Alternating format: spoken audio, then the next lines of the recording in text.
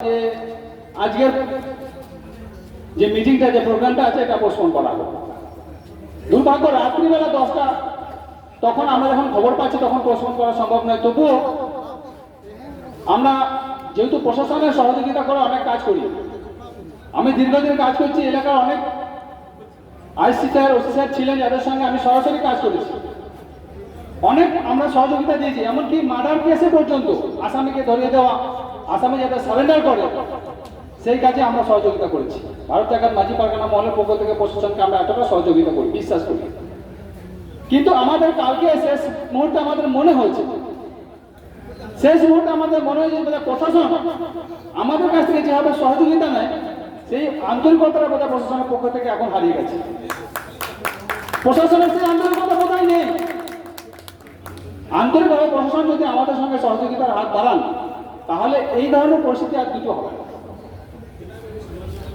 আমরা জানি কিছুদিন আগে লস হেমব্রম 3 পাতার একটা কাগজ লিখেছে, সেখানে আজকে যে এখানে প্রোগ্রামটা হবে সেই প্রোগ্রামটা যাতে না হয় প্রশাসনের কাছে অনুরোধ করেছে। সেই কাগজে কোথাও আজকে যে উদ্ভূত সমস্যা, সেই সমস্যা যেভাবে গ্রামের মানুষকে জড়ানো হয়েছে, সেই গ্রামের মানুষের কোনো ভূমিকা কিন্তু এখানে নেই, আমরা দেখিনি, কোথাও নেই, কেউ সইও করে। 26 তারিখে বরসুল বিডিও অফিসে মিটিং হওয়ার পর যখন আমাদের পারগানা বাবারা এখানে চাবি খুলতে এসেছিল মাঝি বাবার সহায়তা, প্রশাসন একদম প্রত্যক্ষ করে গেছিল এইখানে কয়েকজন মহিলা আর কিছু পুরুষ মানুষরা পেছনে থেকে মহিলাদেরকে সামনে রেখে একটা বিশৃঙ্খলা তৈরি করার চেষ্টা করেছিল। প্রশাসন নিজে দেখে গেছে। প্রশাসন কখনোই তাদেরকে দ্বিতীয়বার বলেনি যে এত বড় আলোচনা, সুষ্ঠু আলোচনা হওয়ার পর যখন চাবি খুলতে যাওয়া হলো তখন কেন আপনারা এই ধরনের অসুবিধা করলেন।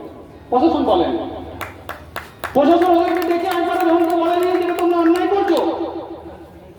তোমরা আদিবাসী মানুষ, অত লেখাপড়া তোমাদের জানা নেই, আইন কানুন সম্পর্কে তোমাদের ধারণা নেই। আইন মানুষের জাত বিচার করে হয় না, বিচার মানুষের জাত বিচার করে হয় না। তোমরা অন্যায় করলে বাবা তোমাদের কোন শাস্তি হতে পারে। ওই যে মহিলারা সেদিনকে এসে ঝামেলা করলেন, প্রশাসন দেখে গেল, কেন প্রশাসনের প্রয়োজন হয়নি, একদম মনে হলো না যে ওই মানুষগুলো না জেনে যদি অত বড় অন্যায় করে ওরাও তো বিপদের মধ্যে পড়বে। প্রশাসন সহযোগিতা করেনি আমাদের খুব খারাপ লেগেছে। আমরা প্রশাসনের ঊর্ধ্বতন কর্তৃপক্ষকে খুব রেসপেক্ট করি, খুব আশা করি যে ওনারা আমাদের সমস্ত বিষয়টাকে আন্তরিকভাবে দেখবেন। আজকে যে কমিটিটা আমরা এখানে তৈরি করার জন্য আজকে ডেট করেছি, প্রশাসন বোধহয় জানেন যে এইখানে প্রথমে 2018 সালে যে ট্রাস্টটা রেজিস্ট্রেশন হয়েছিল সেইটা নানা কারণের জন্য সঠিকভাবে রানিং হচ্ছিল না। তার মূল কি কারণ ছিল? টাকা পয়সা। জাহের নিয়ে কিন্তু কোনো সমস্যা ছিল না। এখানে কে জাহের করবে, কে নাইকে হবে, কে মাঝে হবে, কোনো সমস্যা ছিল না। কি বন্ধুরা, ছিল না? না। সমস্যাটা কোথায় ছিল? মুসলিমের কিছু মানুষ যাদের সমস্যা সমাধান করার জন্য আমি ফেব্রুয়ারি মাস 2025 সালে ডেটটা 14 তারিখ আমরা এসেছিলাম। কি বন্ধু যারা যারা আছেন আমরা এসেছিলাম, প্রশাসনও জানে। আমরা সেদিনকে এখানে আলোচনা করে যাতে ওই ট্রাস্টি মেম্বারদের দ্বারা এখানকার উন্নতির কাজ সঠিকভাবে হয় তার জন্য ওই কমিটিটাকে সঠিকভাবে পুনর্গঠনের চেষ্টা করা হয়েছিল। সেই দিন লসবাবু এসেছিলেন এখানে, বাদল বাবু এসেছিলেন এখানে। দুর্ভাগ্যবশত ওনারা কোনো সহযোগিতা করেন না, কোনো কাগজে সই করছেন না। আমরা যে এখানে মিটিং এ বসেছি, রেজুলেশন করা হবে, এখানে যে অ্যাটেন্ডেন্স নেওয়া হবে তার কোনো ব্যাপারে সই করছেন না, সই করেননি। ওনাদের সেই সদিচ্ছা ছিল না। কেন? যদি এখানে কমিটি নতুন করে তৈরি হয় তাহলে এখানে গ্রামের মানুষের সমস্যা কিছু হবে না, সমস্যা ওদের হবে যারা এই ট্রাস্টি বোর্ডটাকে চালাচ্ছিল। কিভাবে চালাচ্ছে দেখেছেন আপনারা, টাকা পয়সার খবর শুনেছেন। শিক্ষিত মানুষ যারা আছেন, যারা অফিস আদালতে কাজ করেছেন তারা জানেন কোনো একটা বোর্ডের টাকা পয়সা যখন খরচা হয় উন্নতি করবে, টাকা পয়সা ক্যাশ ইন হ্যান্ড রাখা যায় না। কি বন্ধু, রাখা যায় টাকা ক্যাশ ইন হ্যান্ড? না না, টাকা ক্যাশ ইন হ্যান্ড রাখা যায় না। টাকা যেটা উপায় হবে, যা আসবে সব ব্যাংকের অ্যাকাউন্টে যাবে। যখন সেটাকে খরচা করা হবে, যাকে প্রদান করা হবে তাকে চেকের মাধ্যমে দিয়ে প্রদান করা হবে, যাতে অডিটের সময় তার সমস্ত কিছু পুঙ্খানুপুঙ্খ ধরা পড়ে। কিন্তু আমাদের এখানকার যে ট্রাস্ট বোর্ডের আগের যে মেম্বাররা ছিল, যেমন আমার কাছে 29,000 30,000 টাকা ছিল, আমাদের কাছে রাখা আছে, ওর কাছে টাকা পয়সা ছিল। এখানে এই কমিউনিটি হলটা যখন ভাড়া দেওয়া হয়, যে টাকা পয়সা আছে, সেই টাকা পয়সা ব্যাংকে কখনো যেত না, হাতে হাতে খরচা হতো। যারা এই বোর্ডটা চালাচ্ছে, যারা প্রশাসনের কাছে বারবার আবেদন নিবেদন করছে যে আমরা নাকি এখানে জাহেরের সমস্ত কিছু নষ্ট করার চেষ্টা করছি, তারা যে কাজ করেছিল প্রশাসন কিন্তু তাদেরকে একবারও বলেনি যে মহাশয় আপনারা সহযোগিতা কেন করছেন। আজকে আমরা শুনেছি প্রশাসনের অনেক কাজ ছিল, প্রশাসনের এখানে সময় দেওয়ার অবসর ছিল না, প্রশাসন আমাদেরকে অনুরোধ করেছিল আপনারা অনুষ্ঠানটা পোস্টপোন করুন, কিন্তু এখানে প্রশাসনের কোনো ভূমিকা বিশেষ করে ছিল না।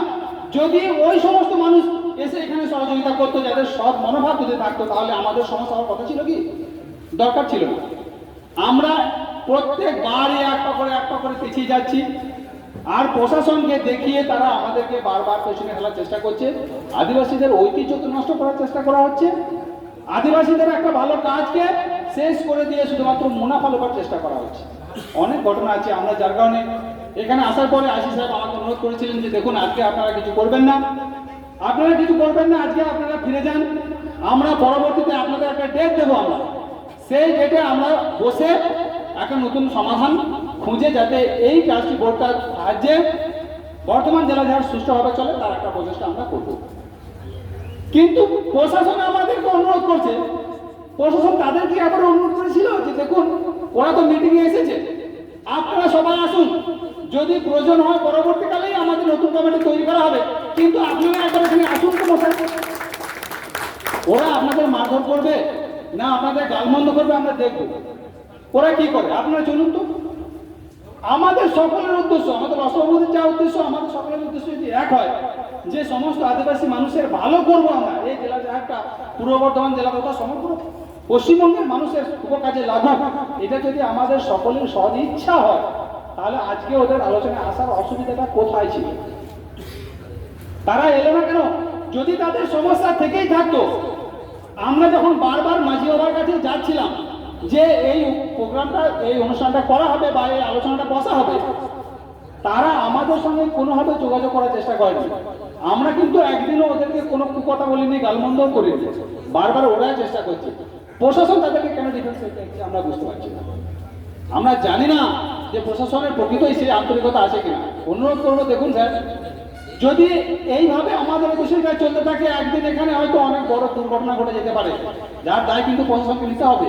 কারণ আমরা যতগুলো কাজ করেছি তার সমস্তটা প্রশাসনকে জানাই, আমরা জানি প্রশাসন আমাদেরকে সহযোগিতা করে, আমরা প্রশাসনকে সহযোগিতা করি। কিন্তু এইভাবে একটা শ্রেণীকে বারবার সহযোগিতা দেওয়া আর একটা শ্রেণীকে বারবার পেছন থেকে ঠেলে দেওয়া, এইটা বোধহয় সব বিচার করছে, এইটা বোধহয় আমাদের সবসময় মেনে নেওয়াটা সম্ভব।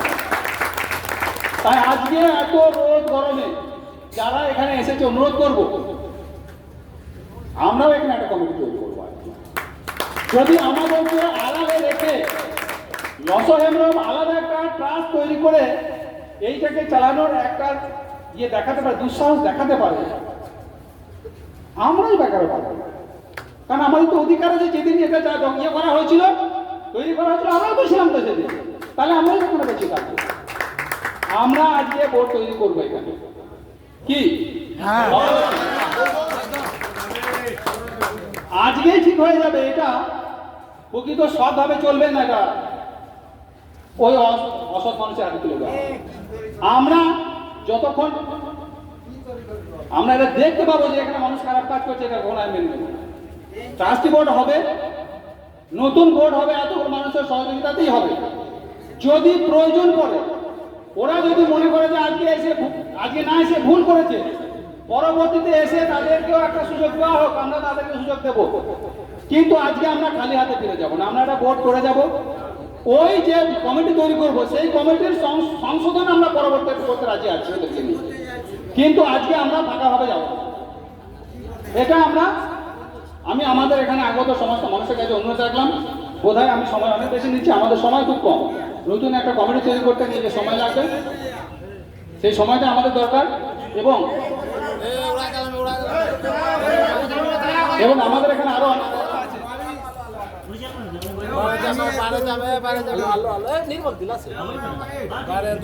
আচ্ছা,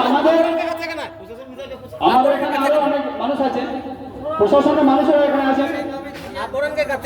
আমাদের এখানে এই অনুষ্ঠানটা যে সুষ্ঠুভাবে পরিচালিত হচ্ছে, আমরা যে কমিটি তৈরি করতে চলেছি, এখানে যদি কোনো রকম ভাবে কোনো মানুষ খারাপ কিছু করে, প্রশাসনের বোধহয় দায়িত্ব তাদেরকে সরিয়ে নিয়ে যাওয়া, তাদেরকে এই ঝামেলা সৃষ্টি থেকে বিরত রাখা। যাই হোক, আমি আর বিশেষ কিছু বলছি না, আমাদের আরো এখানে মানুষজন আছে, সকলকে আমি আমার নমস্কার প্রণাম জানিয়ে আমার বক্তব্য শেষ করছি। ভারত জাগার মাঝি মাঝি হবেন জিততো।